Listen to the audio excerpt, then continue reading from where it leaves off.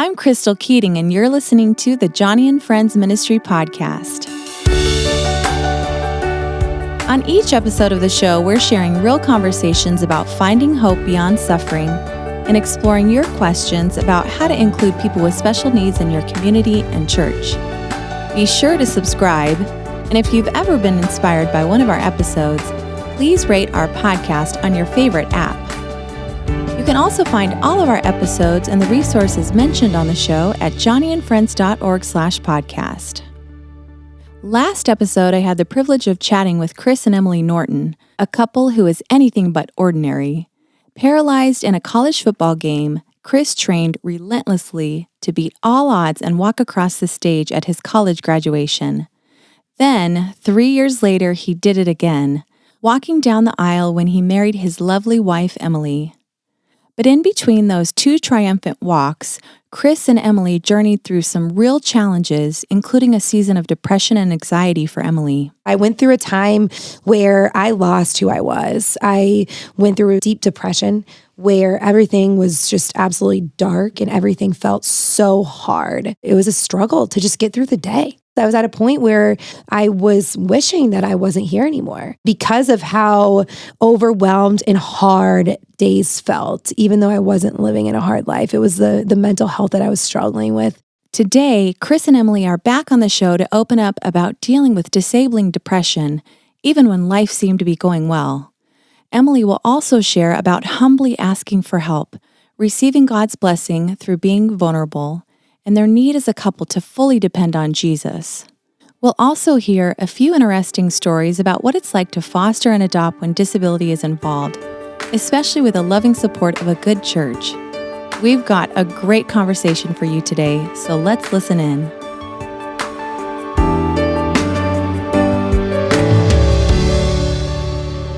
We are welcoming back an extraordinary couple to the podcast today as we sit down and have an open and honest conversation with Chris and Emily Norton about the realities of deep depression and the deep impact this had on Emily as well as Chris.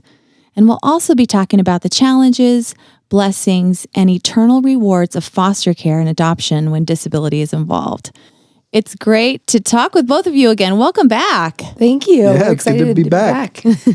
So for those who may have missed our last conversation, Chris, can you start out by talking a little bit about your story? Give us a snapshot of your life. Yeah, so on October 16, 2010, I was playing college football, and on the kickoff, my freshman year, I'm sprinting down the field to make the tackle, and I mistime my jump just by a split second, and my head and neck collides with the ball carrier's legs. And in an instant, I lose all feeling and movement from my neck down, flown out, and I have emergency surgery, and I was given a 3% chance to regain any feeling or movement back below the neck. I suffered a C3, C4 fracture and a grade 4 dislocation. That started everything that turned my life upside down, and then just been a recovery process ever since to try to get my movement back and try to also then add value to other people and give back. Absolutely. And your story, as you guys together have really partnered, and Chris, you've come such a long way. You guys have had a few videos that have gone viral, and your story gives a lot of hope as you point people to the Lord. And Emily, you're a big part of this. I mean, you have the way that God has used your life and the hardships that you've encountered to also give people a sense of, hey, life doesn't always have to be like this. There is hope. And can you share a little bit about your story, meeting Chris, and the amazing connection that you guys had together? Yeah. So Chris and I met online, and there was just that immediate connection. And I was so drawn to him and his positivity, his mindset, where he went through something so difficult and he was able to use that to better himself, better the people around him, and to just focus on the good. He was the most thankful and positive person I had ever met, when you could have, expected that maybe. He wouldn't be like that because he's in a wheelchair and struggles with moving or doing things that you have to do during the day, and being able to just depend on other people. So I was so drawn to his positivity and mindset, and just how he had this drive to just keep moving forward, finding hope, trusting in God, and just taking it one step at a time to better himself and better those around him. Well, just as Chris's life was really turned upside down by a spinal cord injury, as you guys got to know each other and were dating, your relationship went through a really dark season. Especially for you, Emily, it seems like you really lost a sense of your identity. Like you had this, in my mind, you had this sense like, I've given my life for others and I don't even know who I am anymore. Yes. Can you share about your own battle with depression and anxiety? Yeah, I did. I think I had my identity wrapped up in helping others. I had just dedicated my life to helping kids who were in foster care, kids who had been abused, neglected, kids who did not know their value, didn't know how special they were and that God has a plan. And I really do think that I took that responsibility of their happiness, of their success on my shoulders. So if they were self-harming or trying to commit suicide because they were struggling with these mental health issues from the terrible things that had happened to them, I almost felt that like it was my responsibility and I wasn't doing enough. Instead of realizing that's not me. I'm not supposed to play that role. Right. And I never would have been successful at that. So I did. I went through a time where I lost who I was. I went through a deep depression where everything was just absolutely dark. I just felt dark and everything felt so hard. And it was a struggle to just get through the day. Getting up in the morning, like I have to do another day like yesterday. It was like, oh my gosh, like I can't get through another day. Right. I was at a point where I was wishing that I wasn't here anymore. Wow. Wishing that, honestly, the only time that I would pray, because I went away from God, the only time I would pray is, God, just end my suffering, end this. And just, I don't want to be here. I don't want to be alive anymore because of how overwhelmed and hard days felt, even though I wasn't living in a hard life. It was the mental health that I was struggling with. And I couldn't accept the fact that I was struggling mentally either, just because I had never had anything bad happen to me. So I felt like there's no way that I could be depressed. There's no way I could be struggling with anxiety.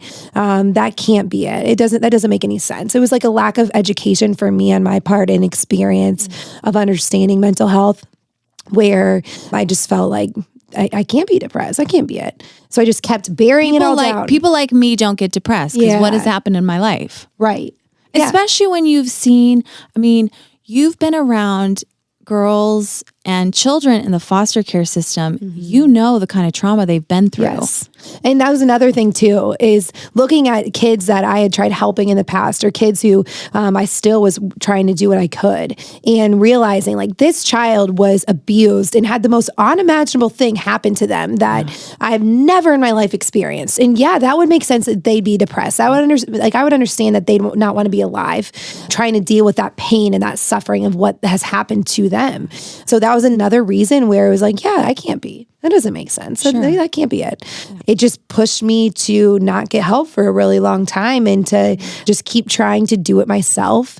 And especially because I was that person who was always doing things for everyone else, to be like, hey, like something's going on with me. I'm not okay, when I had always been good and, happy and doing everything I could for everyone else. Right. It just felt too vulnerable or weak for me to be like, I need help. Yeah. I don't want help. I don't like help. Yeah. I never have. Totally. So that was really, it kept me in that place for way too long. Yeah. Well, you explain it so well. And I just think that for those who have a drive to help and serve others, how can you help somebody out of your weakness? That's the lie, right? Yes. Well, if I'm weak and I'm vulnerable, how am I supposed to be strong for them? It's really a bad perception because it's in our honesty, it's in our vulnerability that we're filled up with God and we're able to have that strength to continue to give. Right. And to connect. Yeah. I think that's good. That's what it's all about, is just connecting. Being relatable and connecting. Yeah. Like vulnerability is what connects us with other people. Right. And if you don't have that, you can do so much, but to just really be able to connect and be like, hey, I haven't gone through what you've gone through, but I've gone through this and I've had my own struggles. And to be open about that is really where a lot of the connection came from. And I learned how to follow my calling too during this time, because I was doing it in all the wrong ways before, and taking the weight off my shoulders and putting it on God.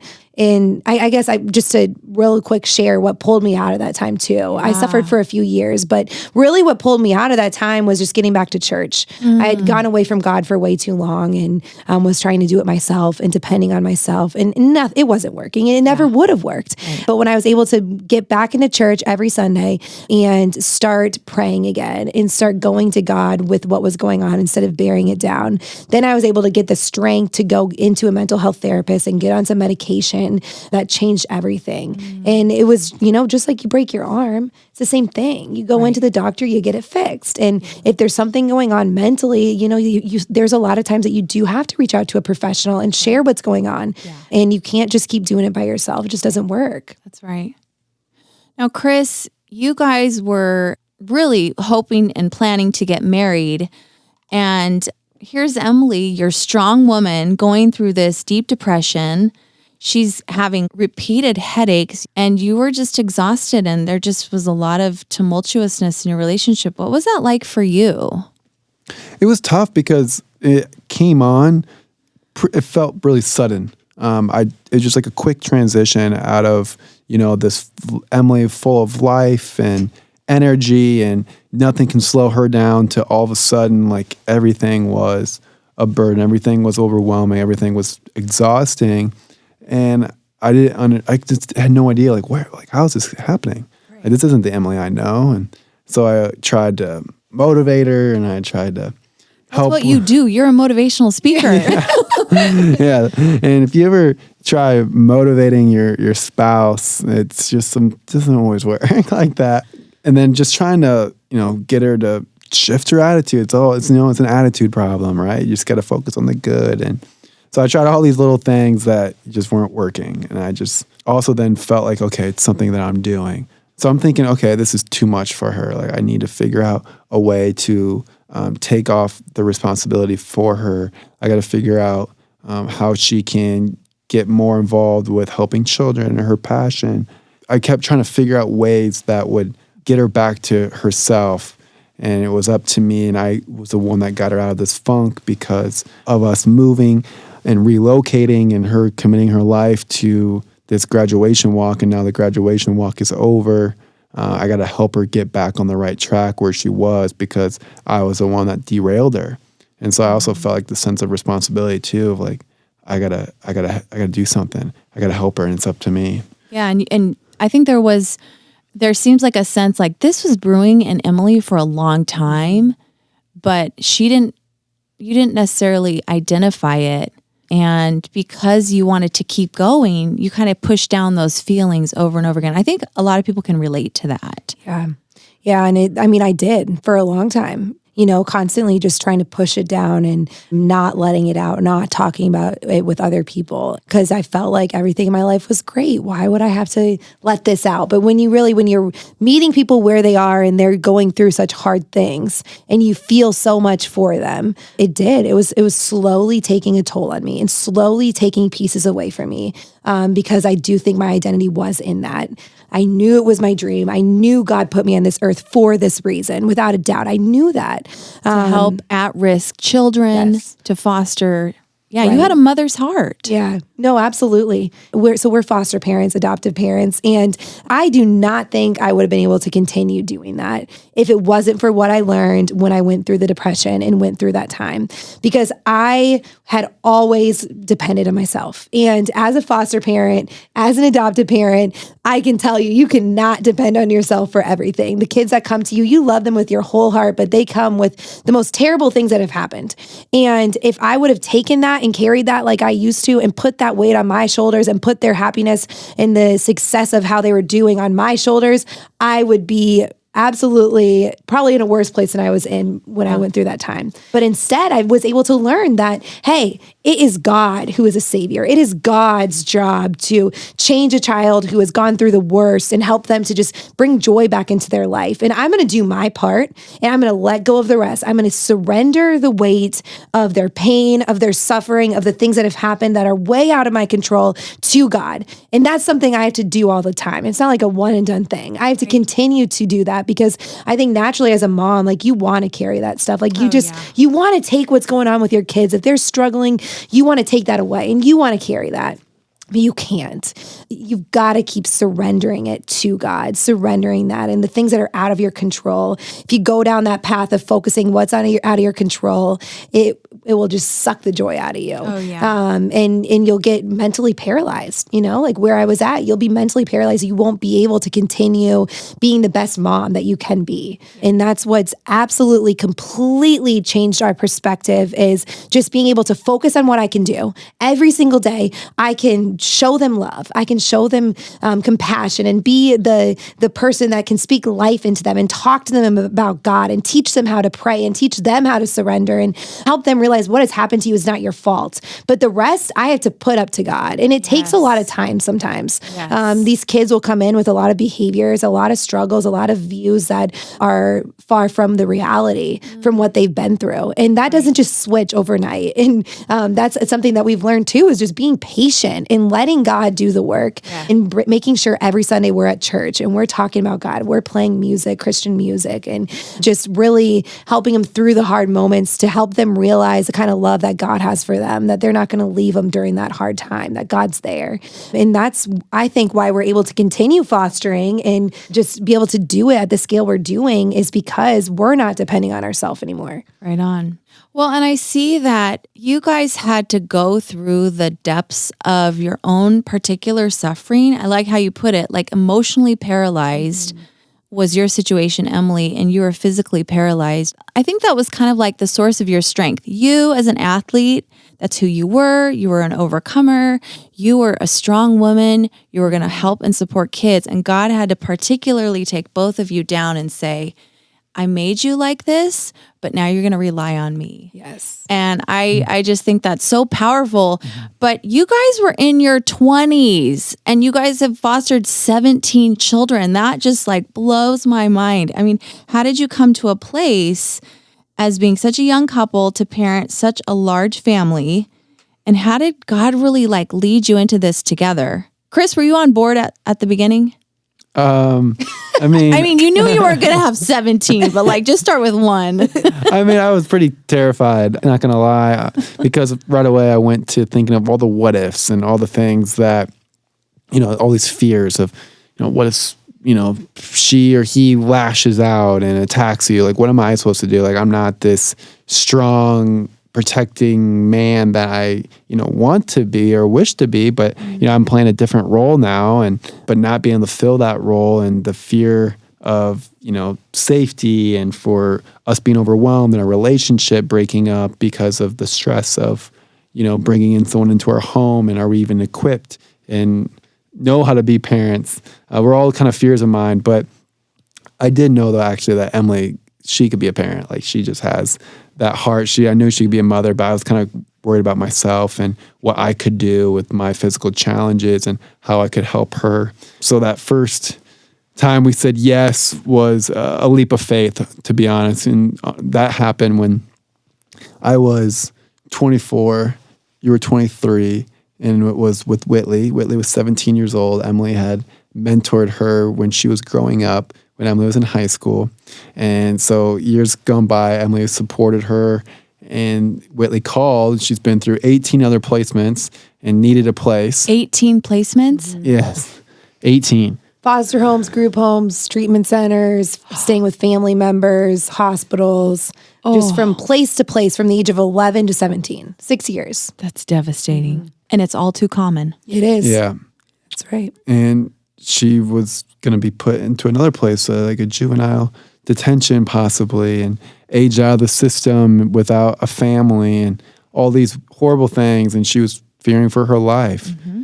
And we feared for her life too. And Emily loved her and had this strong bond and connection. Mm-hmm. And I knew how strong that was. And so we talked about it, and we ultimately decided that we have to take her in because, we love her, but we also had the fear of, if we don't take her in, what will happen? Right. We just felt like we were called to do it. And God doesn't call the qualified, he qualifies the called.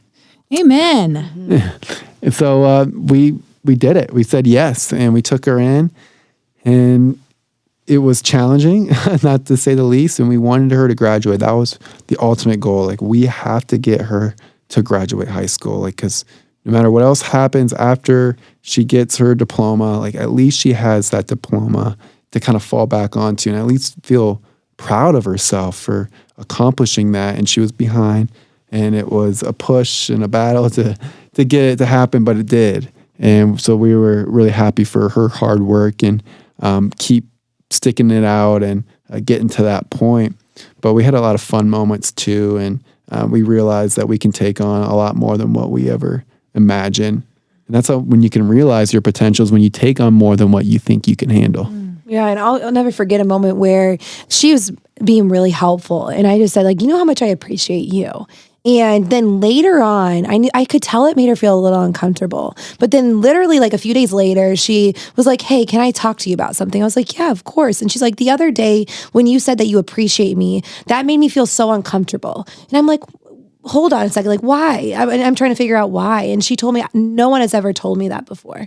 17 years of being alive, she's never felt appreciated, never felt like what she does matters. So that was there's certain moments like that where you just know, like, this is why it's important. Yep. Helping a child know that they are appreciated, they are loved, they are special. And then after Whitley, we continued fostering and continued opening our home up to other kids in the area, just knowing that there are so many kids who are placed in group homes, separated from their siblings, so many kids who don't have that family support, don't know that they're unconditionally loved or even know what that is, and know they're special. And so that's when we just slowly, we're like, at first we're like, all right, we'll start with one kid under the age of 2.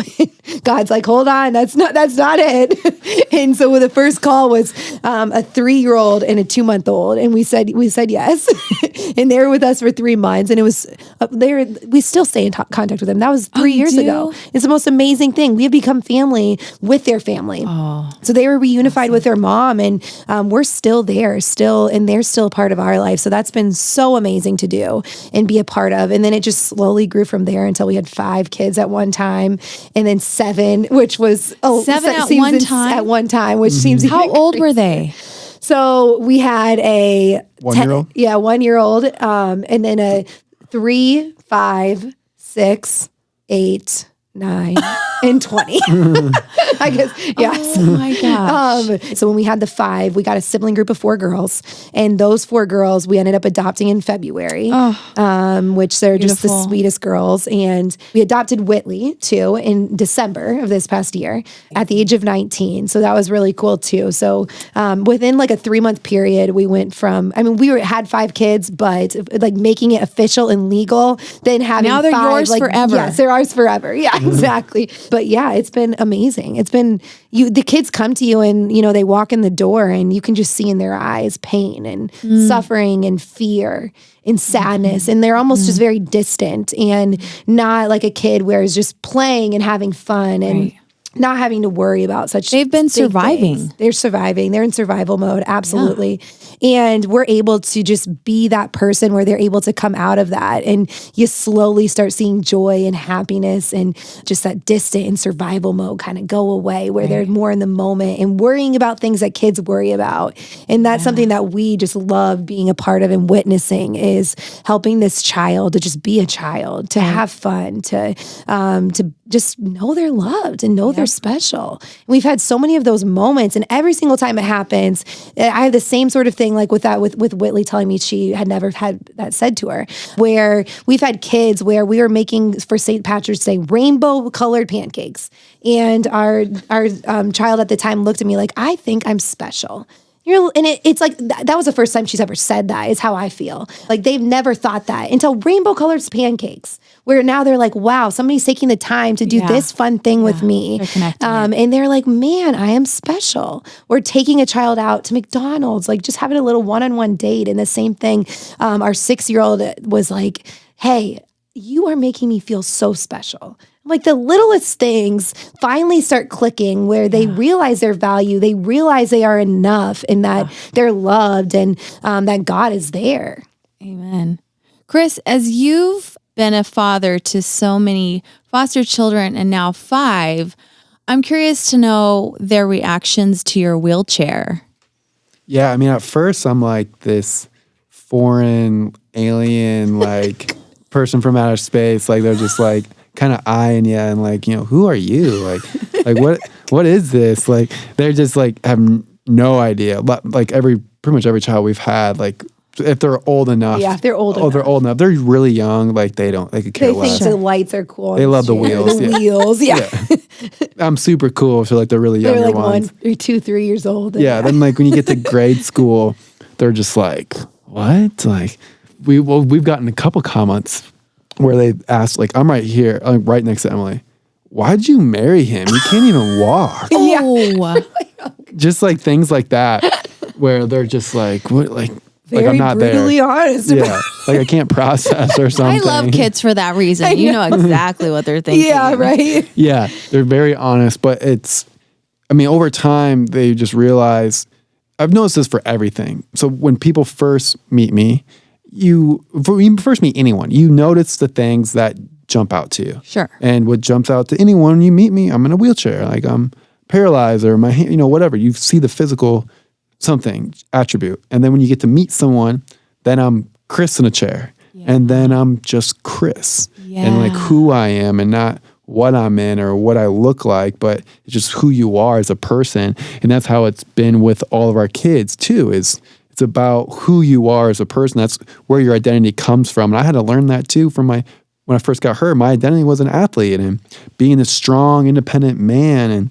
I got all that taken away from me in an instant. And I thought, who am I now? Like, will people even love or care about me anymore? Like, will I still have my same friends? Will they leave me? But what I found out is people care about who you are, not like what you do or what sort of physical movements you have or how strong you are. You're not measured on that. You're measured on just the type of person you are.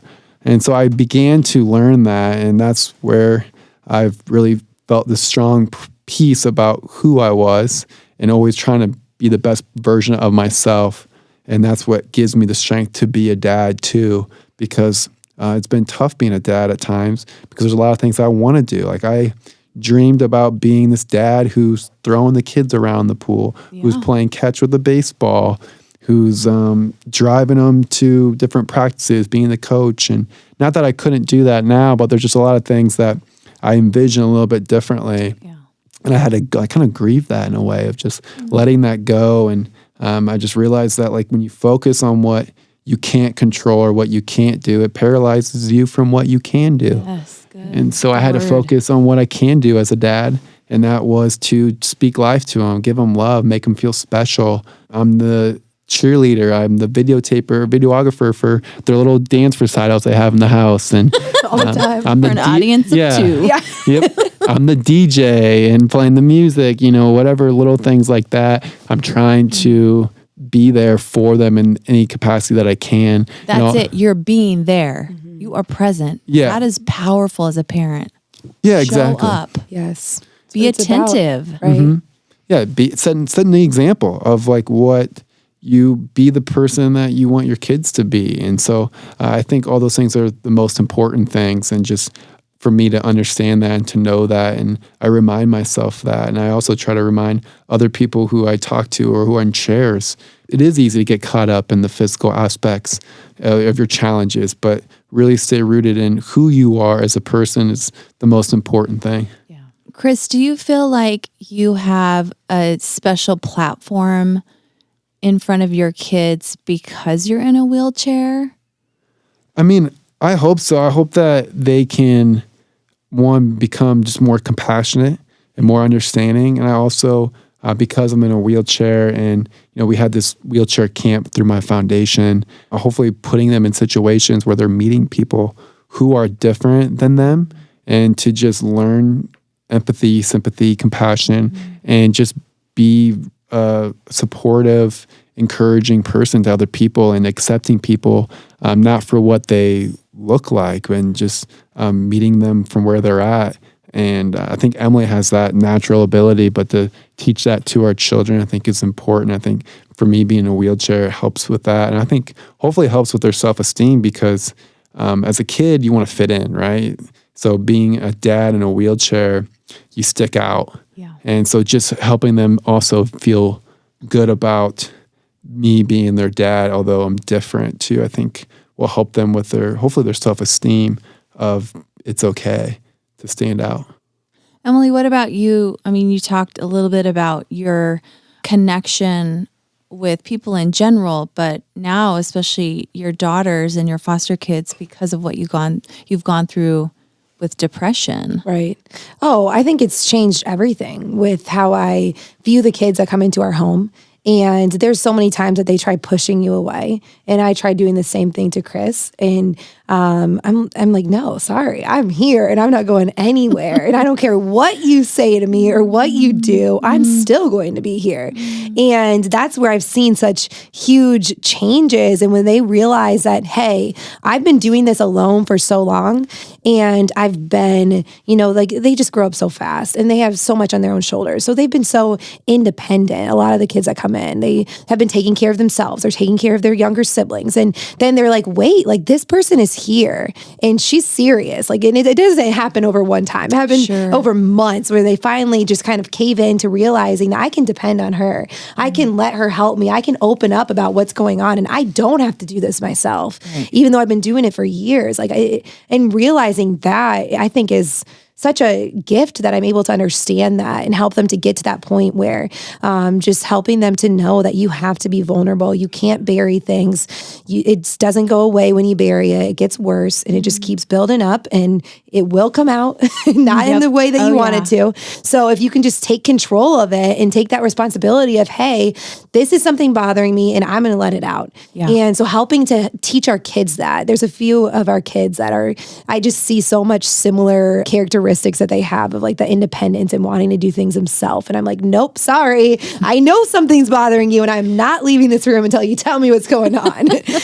So that's really a thing helpful. or two about being independent. Yes, exactly. Yeah. So that's been a helpful thing of understanding and then helping them to kind of work through that because I do understand it. And I know if they can learn as a kid, it's going to be so much easier than growing up and learning as an adult. Absolutely. It's just easier as a kid to get in that habit when you're younger and don't have it as many years of that habit built up. There's such a security for kids when they know they can trust and rely on their parents. Right. And it helps them to grow in all the other ways that you want to see them thrive. Well, this podcast is really, it's all encompassing. I love people's stories. And one of the things that we really try to go back to is we want to equip the church to welcome and embrace people with disabilities.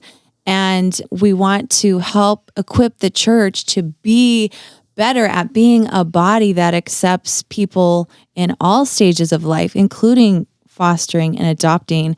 So I know a big part of your story was when you guys started going to Christ Fellowship, that was a huge shift for you. Can you talk a little bit about the support and involvement that the church gave to you as you guys were fostering and adopting and with your disability? You cannot do this alone, right? Oh, absolutely. Well, I think what's really cool was our pastor and his wife, they are foster and adoptive parents. So just having them. Oh, they are. Yeah, having them as role models was really powerful. And then how cool that God brought you to a church where that was the case. Yep, absolutely. Then the church actually, the Christ Fellowship, started their own group home agency already. Yeah, so they license foster parents, adoptive parents, and then they have family style group homes for kids. So like with live-in parents. So it's called Place of Hope. But so live-in parents. So instead of a facility with staff coming in and out, they have actual homes that look like a home like that we would live in.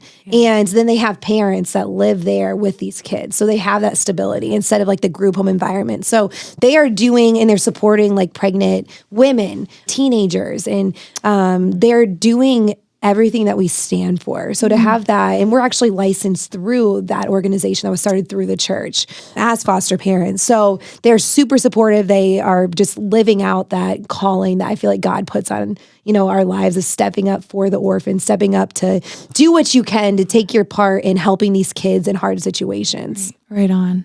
Scripture always comes to mind as I talk with people on this podcast. And James 1:27, what does it say? Pure and undefiled religion is this, to assist the orphan and the widow in their time of distress. And that is really one of the pinnacles of being a Christian. And you guys are living it out. And you have your church family right there with you doing the same.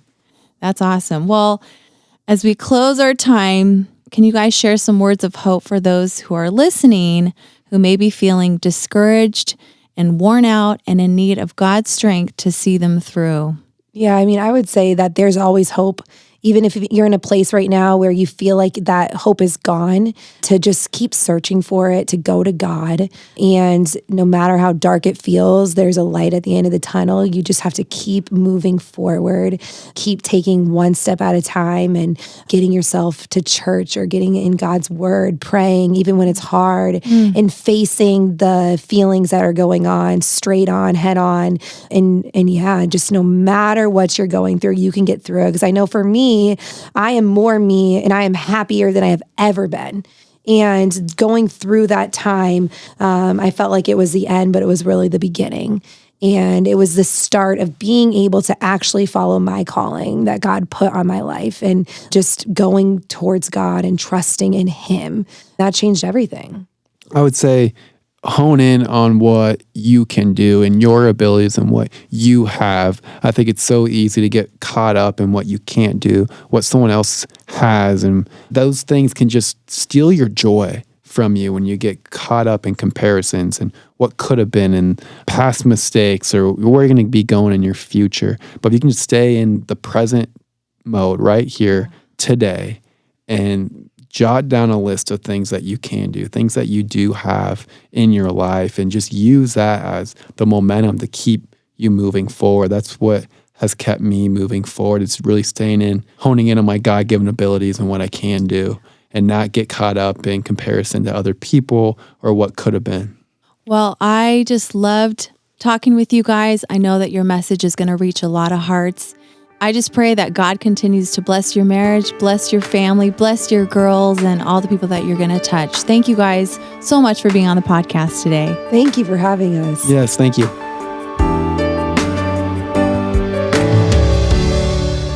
I loved how open Emily and Chris have been with their very real struggles. When everything seemed to be going well, Emily found herself deep in depression. It wasn't until she recognized her independent spirit and self-sufficiency were actually barriers, keeping her from experiencing God's power in her life and accomplishing greater things for the kingdom. When Emily let go of her fears of being vulnerable and came fully to Jesus, it was then when she began her journey back to being who God created her to be. And as she received help from professionals, from Chris, and her new church community, she began to feel like herself again and regained a vision for their future together. I was also inspired to hear how they have welcomed 17 foster children into their home and have adopted 5 daughters.